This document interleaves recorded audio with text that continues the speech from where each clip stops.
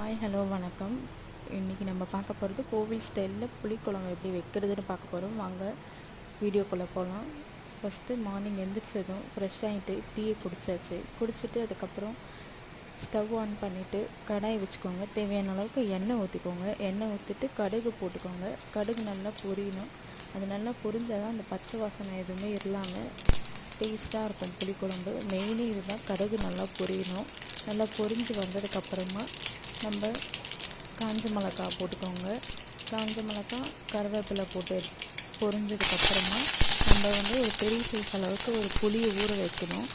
பெரிய சைஸு எலுமிச்சப்பழம் அளவுக்கு புளி ஊற வச்சுக்கோங்க. தண்ணி ஊற்றி ஊற வச்சுட்டு அதில் கல்லுப்பு போட்டுக்கோங்க. போட்டு கரைச்சி எடுத்துக்கோங்க. தனியாக எடுத்துகிட்டு அதுக்கப்புறம் அதில் மஞ்சள் தூள் பெருங்காயமும் போட்டு நல்லா கலந்து விட்டுக்கோங்க. அதை நம்ம ரெடி பண்ணி வச்சுருக்க புளி கரைச்சது கடாயில் ஊற்றிட்டு நல்லா கொதி வரணும். நெக்ஸ்ட்டு வீடியோ அடுத்து வரும், பார்த்துக்கோங்க.